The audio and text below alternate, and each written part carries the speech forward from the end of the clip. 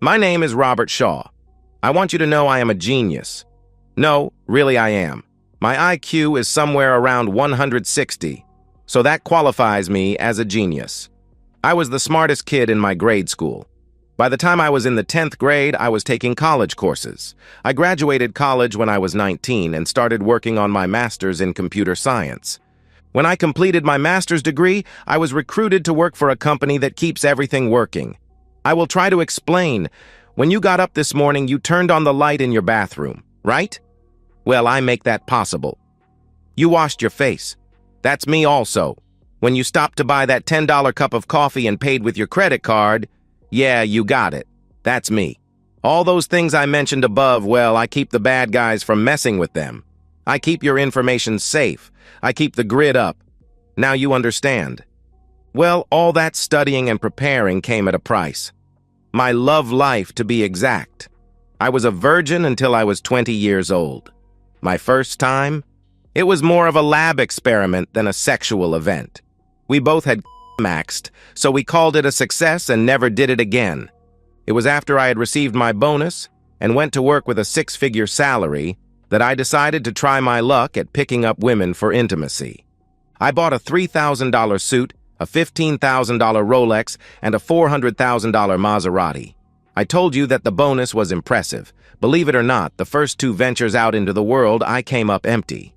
Then one night, I had just parked in front of the bar, walked in, and sat on a stool. I ordered whiskey, straight. I hated the taste, so this would last all night. I kept tipping the bartender, so she let me keep my seat.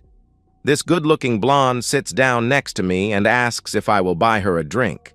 She talks, and I listen for about an hour. I try to talk to girls as little as possible so they don't notice how shy I am. She carried on the conversation, but finally said she had to go. She asked me to take her to dinner Saturday night, so I got her address and phone number. I was off and running. Saturday evening, I showed up with flowers. She thanked me, put them in water, and we left for the restaurant. She loved the car and asked a million questions about it. I had reservations at a really nice and expensive restaurant, and it was romantic. After supper, we drove around town just killing time. Back at her apartment, I walked her to the door and received a kiss on the cheek.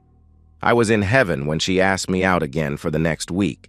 It was 2 weeks later, after the third date, that I was invited in and got the full boyfriend treatment. We took a break and then repeated the act. I was a stud. She told me so. This went on for about 6 months. Then one night she wanted to stay in. Over a cold turkey sandwich, she told me I was going to be a father. Now I was surprised. I'll tell you why later, but I asked what she wanted to do. She said her religion would not let her get an abortion, so she was going to have the baby. I told her I would do the right thing and marry her if she wanted. She did, and 2 days later we were on the way to Las Vegas and the wee chapel of love. We celebrated at the MGM and then came home. I moved her out of her apartment and into my house. Okay, it's more of a mansion than a house. 5 bedrooms, 6 baths, 4-car garage, swimming pool, tennis courts, hot tub, complete gym in the basement that I had never used, and a theater room with stadium seating for 30 people, also never used. She was happy. She quit her job to get ready for the baby. I thought every day that I would come home and find her crying about having a miscarriage. You see, we were supposedly exclusive when we were dating. So when she told me we were pregnant, she did not know I was sterile. Have been for a long time. My mother was one of those people who did not believe in childhood vaccinations. I got the mumps, and after it was over, I was sterile. I never told her, and never would. Having kids was a dream of mine. I am an only child. Both my parents were only children, and now they are both dead. I literally have no family. The day we found out that she was having twins, I was the happiest man in the world. I never let her suspect that I knew the kids were not mine. The babies were born. Twin boys. They looked just like me. Black hair and blue eyes. Okay, they had their mother's nose. But anyway, I was happier than I had ever been. I knew the truth, but I accepted the boys as my sons.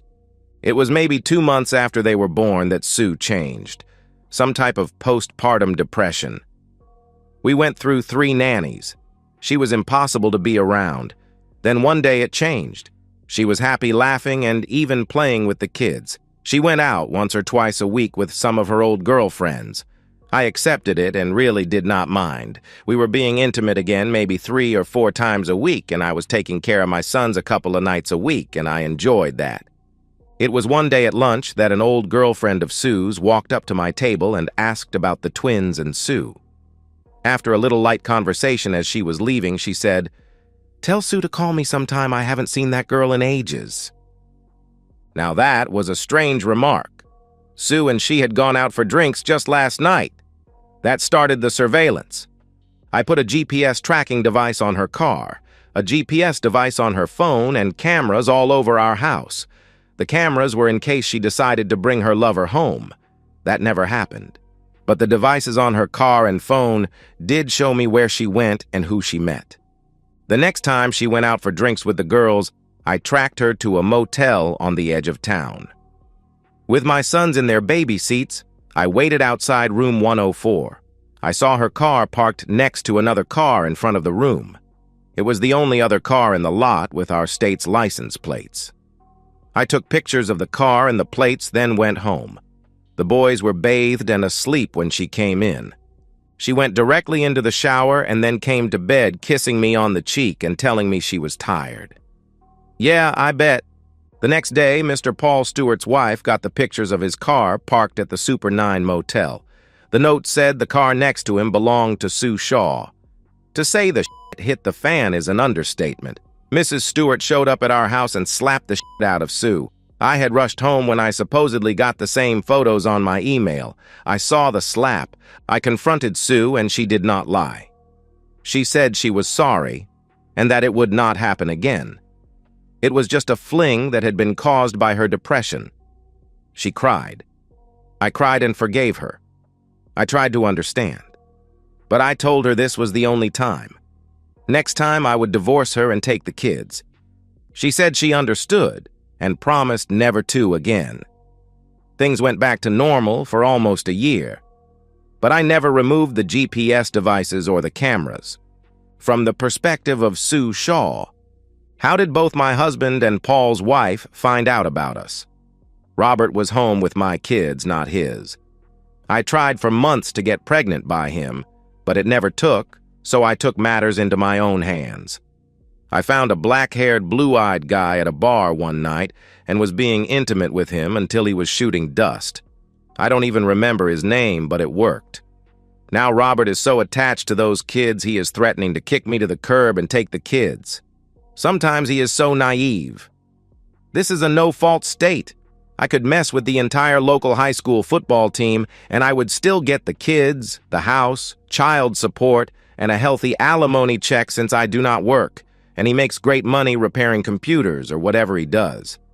I never could get a straight answer out of him about his job. About 6 months after that woman slapped me and filed for divorce from her husband, I saw an old friend. Jamal Atkins was my first. I was a junior. He was a senior and on the basketball team. Also, he is black. It ended when my dad was transferred out of state. I moved on, and so did Jamal, I guess. I never heard from him again, but a couple of friends of mine from back home said he had gotten into trouble with the law, but then left town. Now here he was, big as life, in front of me. He looked at me, and I knew he remembered. "Jamal?" "Sue?" he asked. He offered his hand, but I stepped forward and kissed his lips. Right there in Winn-Dixie on the bread aisle. We talked for a minute and exchanged phone numbers. I told him I was married, but I wanted us to get back together. He understood. I told him I would call him when I could arrange a time. He said he was not married or seeing anybody. He was living in a rented house in a nice neighborhood. I knew the subdivision. This is better than a hotel. He also told me he was a warehouse manager but worked on Saturdays and Sundays, so he was off Wednesdays and Thursdays. I thought that strange but did not question him. Also, he had on a work shirt that said James where his name should be. I thought I would ask about that later. Now I had to go. The nanny got off at 3 p.m. and I had to start supper for Robert.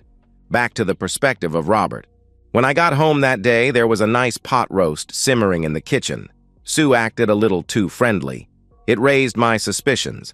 I checked the GPS both on her phone and in her car. Nothing out of the normal. Since her last affair, she had acted normal and we made love 3 or 4 times a week. We did it all. She was acting so weird that I decided to start checking her more than my usual once a week. I also decided to borrow her phone after supper. I installed this new app. When her phone rang, I got a message and could listen in if I wanted. I could also listen to her outgoing calls without her knowing. I could turn on the phone when I wanted, and it became a listening device that was good up to about 15 feet. Technology is amazing these days. Switching back to the perspective of Sue. I waited until the next Tuesday to call Jamal. I thought about him all the time. I gave Robert some good intimacy that weekend, fantasying about Jamal. Let me tell you something. I love my husband. In a way, I think. Look, I was raised in a blue-collar household. We were always a little short of money, but my parents made it work.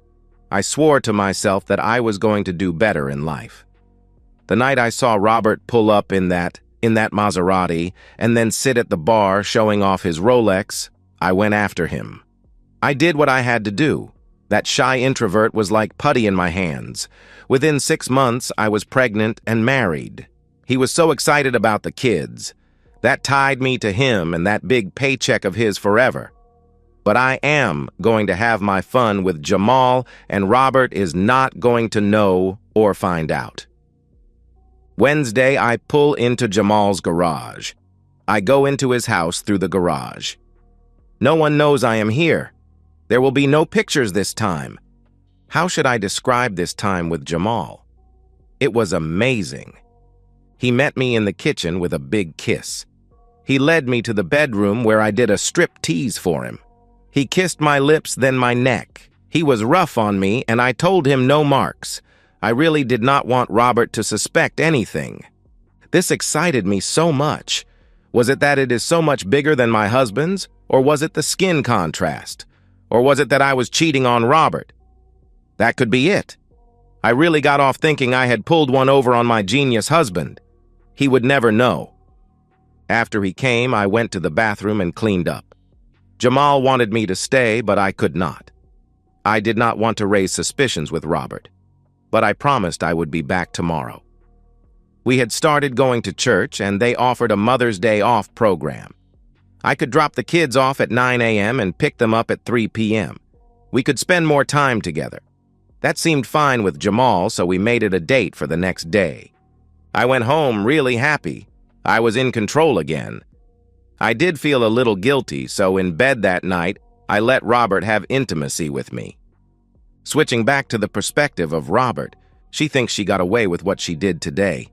I may have missed the first part, but I was listening when she was telling her lover about how she missed him and how he was the best. Crap.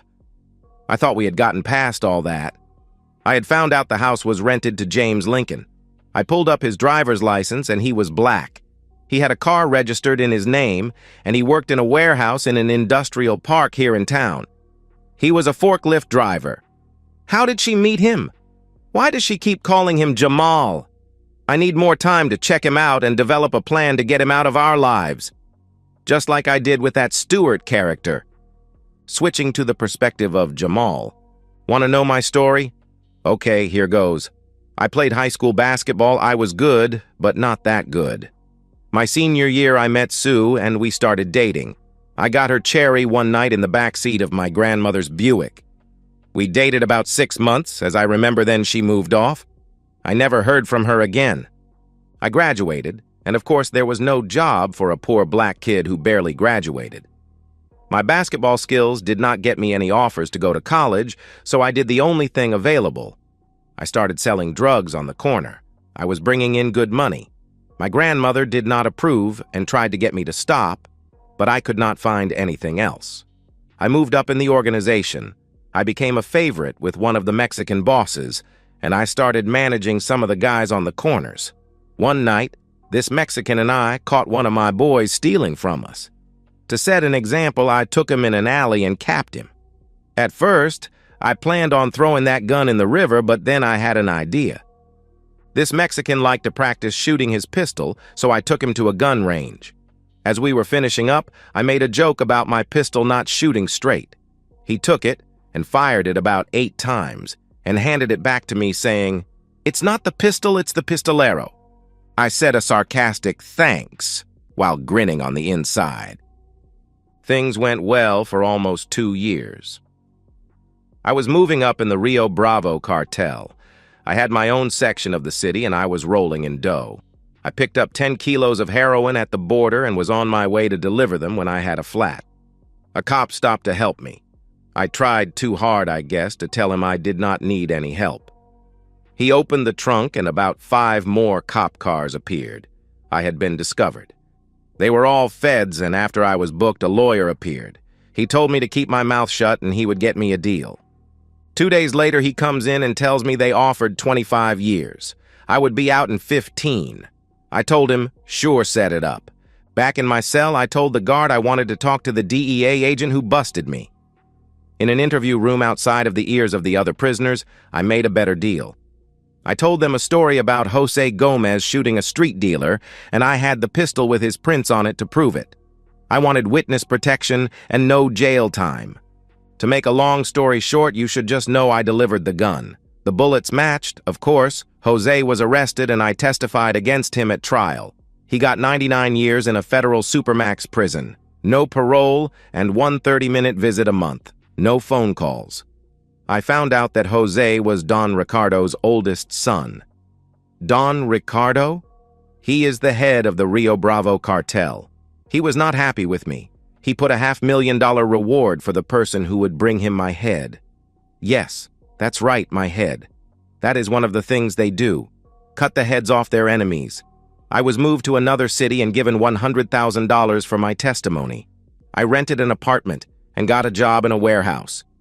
I was taught to drive a forklift, and for 2 years I loaded trucks. Then one day a driver said, "Hey, Jamal." I about swallowed my tongue. I turned to find a guy I had played basketball with in high school. We shook hands, and he told me how he met a girl and married her. She was from here in town. They moved here to be close to her family.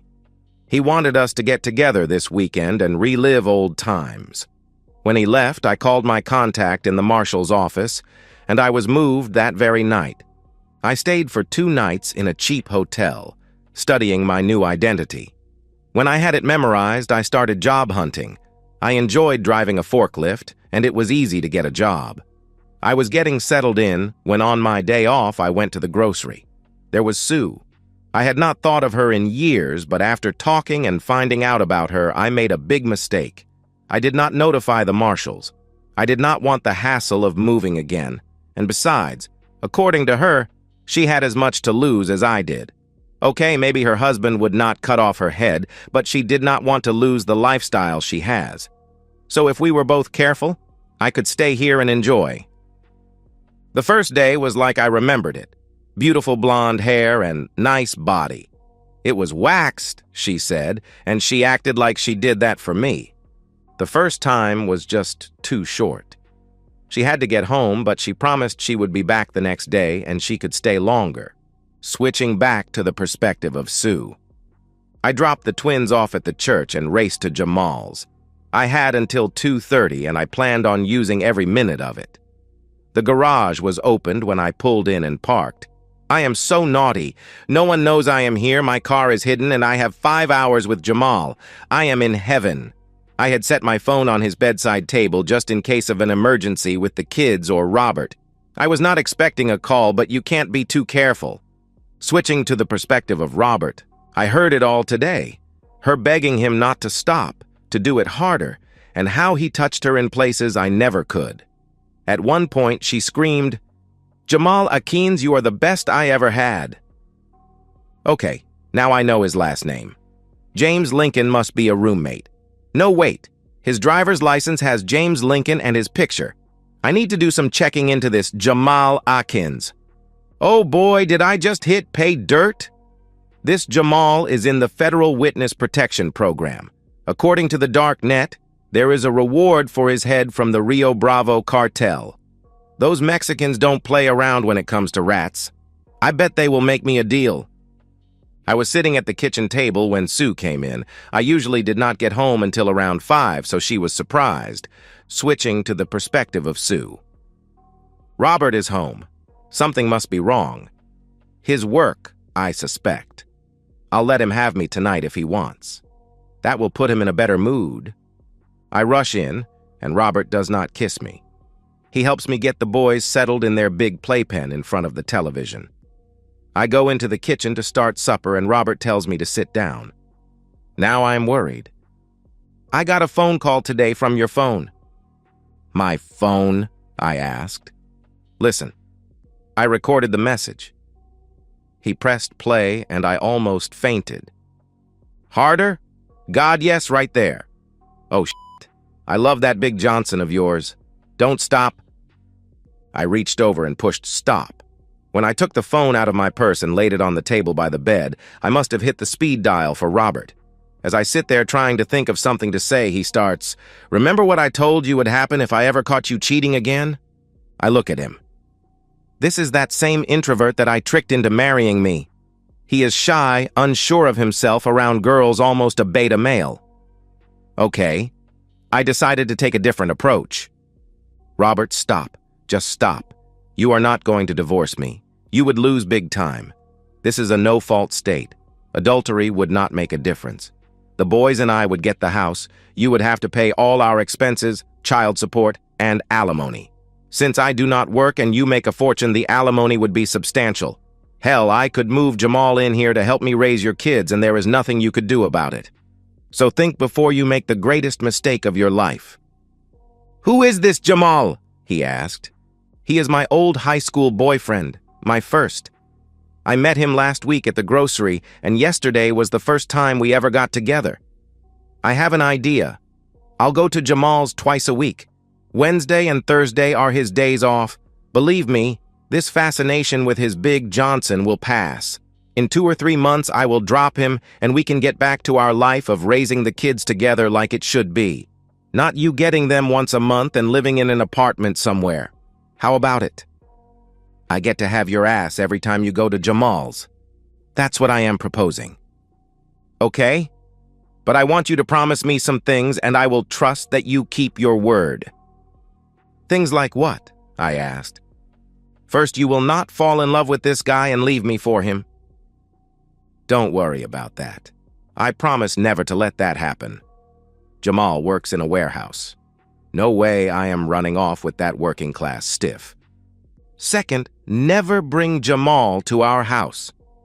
I promise never to do that. This place is ours and the kids. No one else. Third, I do not want Jamal to know that I know about him. That is to be our little secret. Something that I can hold in my head while I know he is with you. That will be our secret, something you share only with me. That's easy, baby. I promise he will always think it is just he and I. I see why you want this. Something you and I share.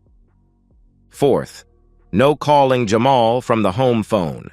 If you want to talk to him, go outside on the deck and use your cell. No problem with that. I have not called him but a couple of times, and he has never called me. I just called to confirm that he was going to be home and did not have to work. So I will have no problem with that. Robert, this is not like high school. We are not in love. It is just intimacy for both of us. That's why I know it will not last. Okay, you have a deal. When is the next time you plan on meeting Jamal? Like I told you, this is only going to be a Wednesday and Thursday thing.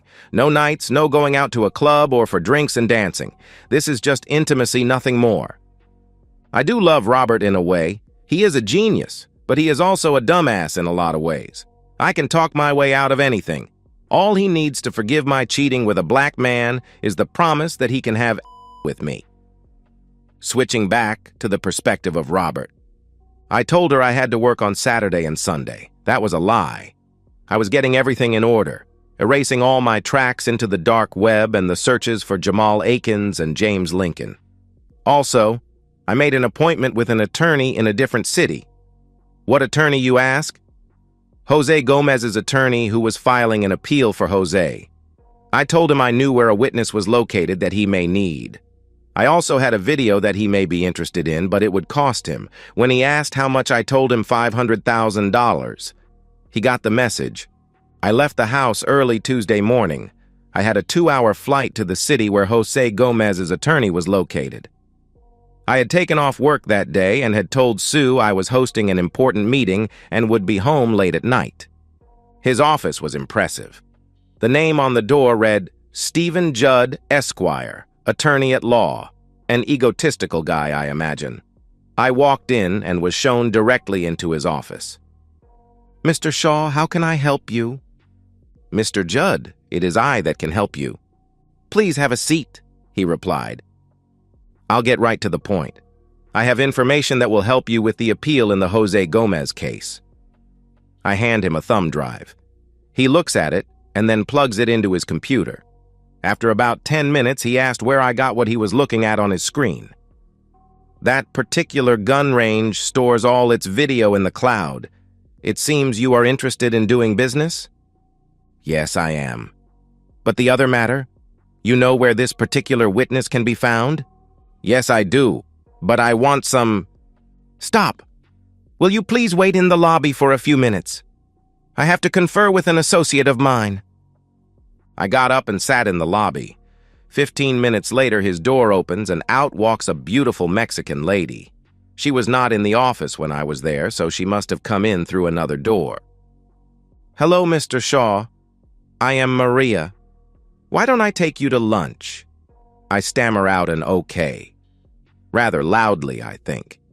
Then this Judd guy says, "Good. Well, there will be no need for you to contact this office in the future. Maria will take good care of you." "Thank you, Mr. Shaw, and I am sorry this office could not help you." Maria took my arm and we walked out to the elevators. Don't worry. As Jose's attorney, he wants to keep his knowledge of anything to a minimum. Attorneys, I hate them. We took the elevator to the parking garage. There she walked towards a man standing beside a big Lincoln Town car. It was black with blacked-out windows. When this guy opens the door, I notice the insides are black leather. This car should have one of those bumper stickers. You know the one I am talking about. Mafia staff car. You touch, I break your face. Her chauffeur opens the door, and she slides in and scoots over. She patted the seat and asked, "Are you coming?" I jumped in next to her. In for a penny, in for a pound, ran through my mind. I could not take my eyes off this beauty. Long black hair down to the middle of her back, and dark, almost black eyes. She was wearing a white blouse that was form-fitting. Her black tight skirt had ridden up to reveal the tops of her hose and the lacy garter that held them in place. She turned in the seat to face me. "Louis, take us to Mama Torres. I hope you like Mexican food." Of course. I was at a loss for words. All the problems I had with talking to girls, my shyness, my not wanting to talk, were back. This woman was a princess, a beautiful Latin princess. She was white, not dark-skinned, but you could tell she was a Latina. I could not take my eyes off her. The silence was getting awkward, so I started to open my mouth to speak. She took my hand and looked me in the eye. "Wait until we get to the restaurant. There we will have more privacy. I saw what was on the thumb drive." No more was said until we arrived at the restaurant. At the restaurant, we were greeted like royalty. It was obliviously not her first time here. We were shown to a private dining area, and the door closed. I noticed the waiter went to a credenza near the door and turned on a jamming device. I grinned. This conversation was about to get very interesting. "Now, Robert, we can talk. Do you know where Jamal Atkins is at?" "Yes," I replied. "You know we have a $500,000 reward for his whereabouts. You give me his location and I will arrange payment. How much do you want for that thumb drive?" "I am not interested in money. The thumb drive is free. I just happened across it while researching Jamal. A good trial attorney or the feds could have found it 2 years ago and avoided all this." "The feds wanted to convict Jose. They never could get proof on a drug charge, and they were so excited when this Jamal offered his evidence They never investigated any further. Well, I hope it helps. But about the money for the location of this rat, I need something else. Just tell me. I can make a lot of things happen. What do you want? Just then, the waiter arrived with our meal. What a spread. Enchiladas, fajitas, refried beans, guacamole, tacos, and tortillas. 2 dose beers were sat on the table. Let's eat while you tell me. So over the best Mexican food I ever ate, I poured out my life story. I started at my birth and finished with my wife wanting me to agree to letting her fool around with Jamal. When I was at the part about me knowing the twins were not mine due to me being sterile, she had smiled. I told her it was not funny, and she apologized, saying she was not laughing at me. Just that she knew the feeling of wanting a family and not being able to have one. She told me about her having problems with her period when she was 15. The doctors had discovered cysts on her ovaries and had removed them. She also would never have any kids. After I finished my life story, I came to the part I was dreading. When you take Jamal, take her also. If you do that for me, I'll consider us even. Are you sure? I mean, what about the kids? My boys are not yet 3 years old, so they will not remember their mother. I'll hire a live-in nanny to help me raise them, and in a month or so they will forget about their lying, cheating of a mother. So when is the next time they will be together? Tomorrow morning, I replied. Then kiss your wife goodbye forever in the morning. So soon? Don't you need time to plan something? I mean, you have less than 24 hours. It seems... She stopped me. We let him get away 3 months ago by waiting for the weekend. We will not make that mistake again. Give me his address. If you are finished, I will get you to the airport. I finished my second beer, and she walked with me to the curb. She signaled for a waiting taxi, and as it pulled up, I opened the door and started to get in. She stopped me. I looked into those beautiful dark eyes. Then she kissed me on my cheek, whispering, "Thank you," in my ear. As my taxi pulled off, I saw Louie shut the car door after she slid in the back seat. I doubt I will ever see her again. It is Wednesday afternoon, and I am in the bunker, that place where I take care of everything I told you about before. My secretary 2 floors up buzzes me and tells me I have visitors waiting in the lobby. I take the elevator up and go into my office through the side door. I buzz her back to show them in. Mr. Shaw, I am Detective Jones. This is my partner, Joe Friday. We shake hands, and I invite them to sit. Mr. Shaw? I'll get right to the point. Do you know where your wife is? Well, this morning she told me after the nanny arrived she was going shopping at the mall, then to the grocery store, and then home. Why? Is this a picture of your wife? Oh my God. Yes. What happened? We are not really sure. We dispatched a car to investigate shots fired at the residence of James Lincoln. We found your wife dead. Do you know a James Lincoln? No, sir. Please give me a minute. Our twins, I sob. I know this is hard, but we need some answers. Where were you this morning around 10 a.m.? Here.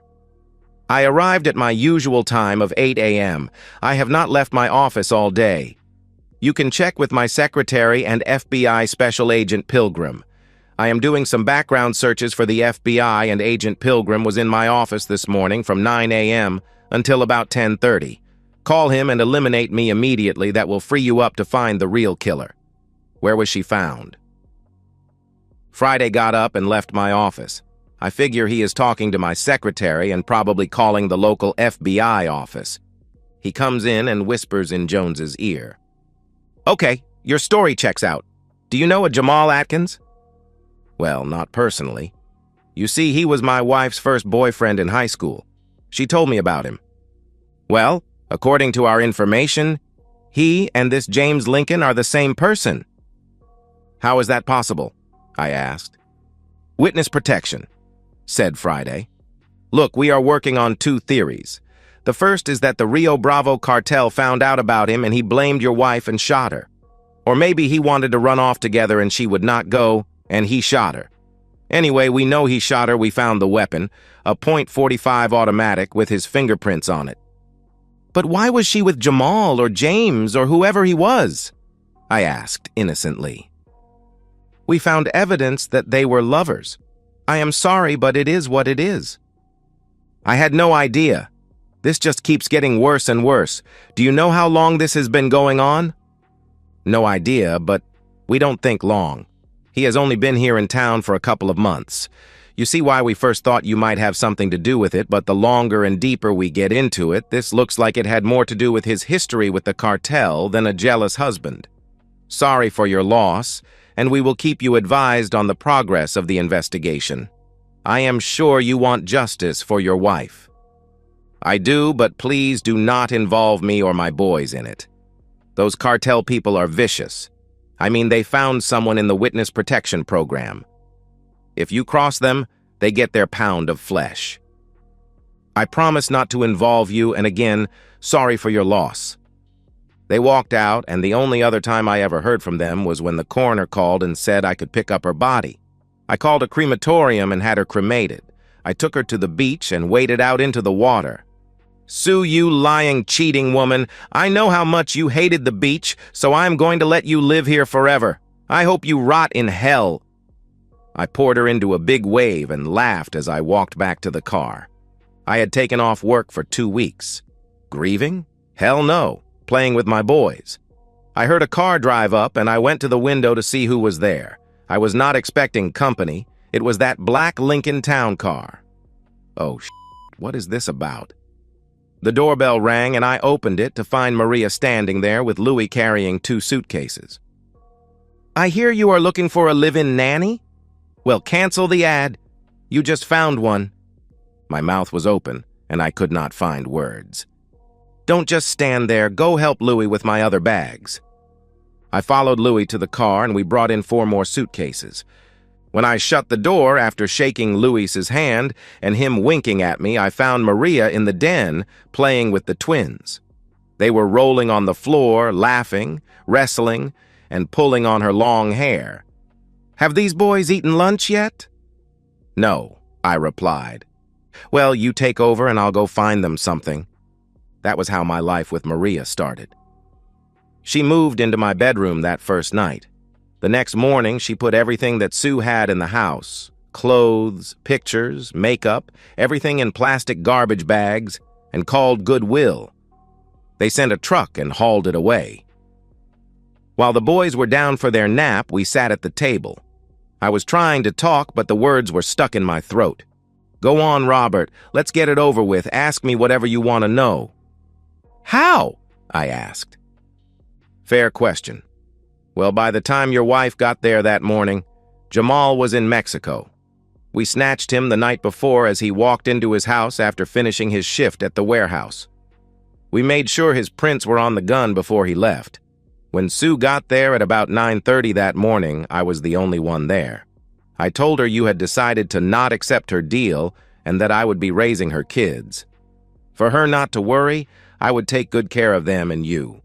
Then I put 3 rounds in her chest. She went quickly. Oh, I almost forgot. I told her you could have my ass any time you wanted it and that you would never have to worry about me giving you sloppy seconds. I grinned at that. But wow, this woman pulled the trigger. Do you know where the investigation is now? And what about Jose? The police are looking for Jamal as the murderer. The feds are trying to distance themselves from him. First, because he is wanted for the murder of your wife, and second, because the judge ruled that the video of Jose and Jamal at the shooting range is authentic. It showed Jamal laying his pistol down and Jose putting in the magazine. Jose then fires 10 rounds and comments on what a nice gun Jamal has just bought. When Jose is packing up his pistol, Jamal puts his pistol in a plastic bag. That was the gun that Jamal killed the corner boy with. He got Jose's prints on it and saved it for when he needed a get-out-of-jail-free card. They are looking for him for that murder also. Jose is at home with our father. Our father? She is Jose's sister. What happened to Jamal? I was not there for that party, but I hear he is buried in the desert south of El Paso. I need to know one more thing. This is more of a personal question, but very important. Go ahead, I will not lie to you. The problem with Sue was the size, you know, of my Johnson.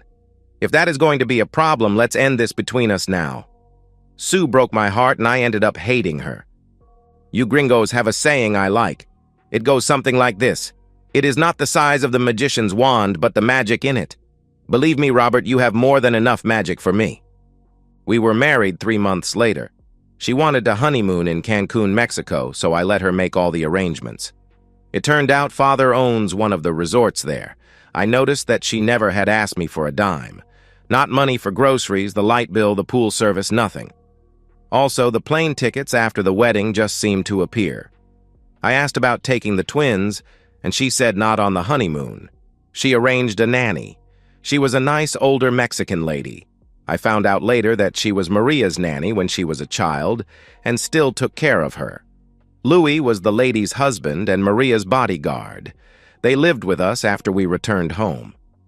My boys call Maria Mommy and think she is their birth mother. The old lady is referred to as Abe, short for Abuela. Our kids are bilingual, of course, and we never told them the story of their real mother. Life goes on. And that's the end of today's story. If you enjoyed it, please give this video a thumbs up and drop a comment below. Your support helps the algorithm push my content further. If you're new to the channel, don't forget to hit that subscribe button. It really helps me keep creating more stories for you. Thanks for watching, and I'll see you in the next one.